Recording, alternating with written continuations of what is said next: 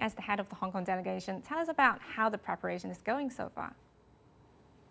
Well, I could tell you, first of all, we are all very excited. We've been waiting for this games for many years in the making. Because of the pandemic, it's been moved forward to 2023, but that hasn't dampened our spirits. We have been given one more year in time, so all our athletes are actually very ready. They have been training locally, but actually a lot of them are training overseas right now. And if you see their results after the pandemic, there have been a lot of world championships, a lot of Asian championships, and a lot of our local athletes, they've gotten great results so far. So we are feeling very confident that we could, have a really good streak of medals coming in Hangzhou. So we are ready, and we will be leading our largest ever delegation to Hangzhou. So we're all very excited. This is China's third time hosting the Asian Games, and it will be the first large-scale international sporting event China has hosted after the COVID-19 pandemic. Do you think that this gives these games a whole new meaning? Yeah, of course. I mean, the pandemic has really affected the whole world, everyone around the world, but particularly the sporting sector. If you remember 2-3 years ago, the whole sporting world has been put on a halt. No matter you're talking about large-scale multidisciplinary games or even leagues or football, basketball, everything has come to a stop. So really, I think people felt really apart from each other, right? I mean, the distance grew between country and country and also people and people.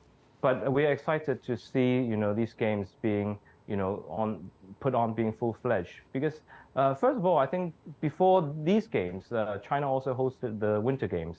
And it's really unprecedented and very difficult situation.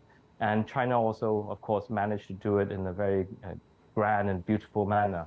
But now with all the restrictions lifted, I think everyone's excited, not just ourselves, the whole world, I mean, whole of Asia. I believe the organizing committee has a happy problem, is that they're going to receive a higher than expected number of athletes. To really showcase that everyone's excited to come to games, everyone is excited to come again to compete against each other. But again, I think on top of that, everyone's excited to see China after the COVID pandemic. And then I'm sure Hangzhou will put on a great show, great competition, and everyone's excited to go. As the Vice President of the Sports Federation and Olympic Committee of Hong Kong, what do you think about Asia's sports development these years? In which areas have they improved on, and where do they need to put more efforts in? Well, I think in general Asia, I think it's really Asian focused now. If you see a lot of international events, and also if you look at a lot of, international federations, Asian federations, the influence of Asia is gaining, right? No matter we're talking about East Asia, Southeast Asia, or West Asia, we're seeing a lot of action, a lot of competitions, a lot of involvement, and even frankly, a lot of resources and money putting into sports through the Asian or Asia region. So I'm definitely very bullish in the future of sports in Asia. I think the dynamic is shifting, and the world lens will be focusing on Asia as well. And I think in terms of China as well, I think there's really been a change as well in mentality and how sports should be developed. China is always a strong sporting nation. How does that manifest? Previously, it manifests in the way of getting medals. We have excellent results in the Olympic and Asian Games.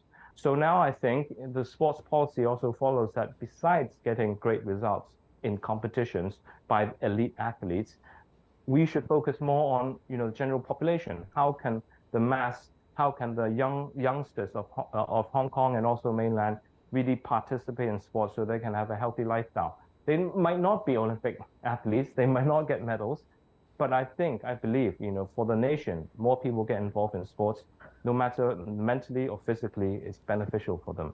So I think in the future, 5-10 years, China will really focus on really bringing up the whole sporting nation or the sporting interest through policy, through resources, but also through, grassroots programs and, facilities. I think these are things that, China will be focusing on.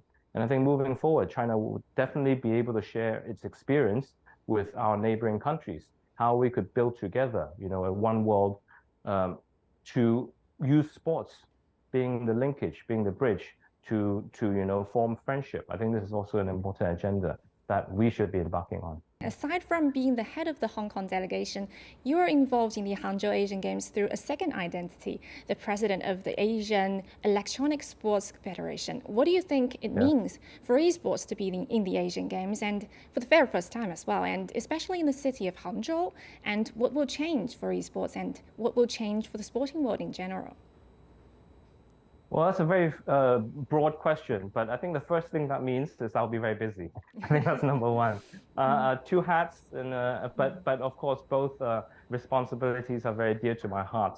So you mentioned about AESF. It's an organization that I've been proud to represent since 2017. So now it's 5 years.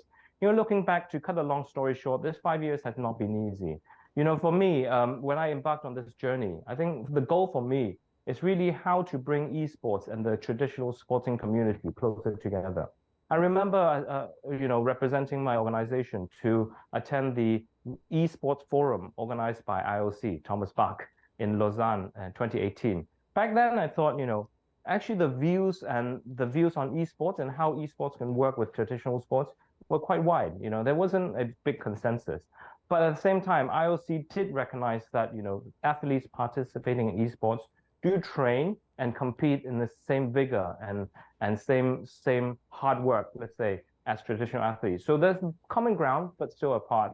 But through these 5 years, I'm so happy to see that, under the guise of OCA, they've accepted esports as a medal sport. This is a milestone. It shows that in the past 5 years, not just society, but the sporting circle, the sporting world has let esports, or actually open their mind to a different mode of competition, or something that's very different to traditional ways of working.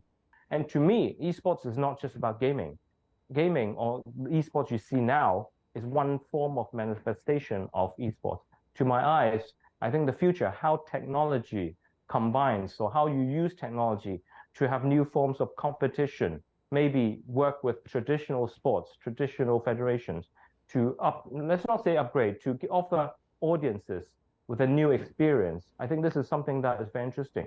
This is a very interesting time, I think, and we are really at the crossroads. So, having Hangzhou host the esports, I think it will showcase to the world what is possible and what can come in the future.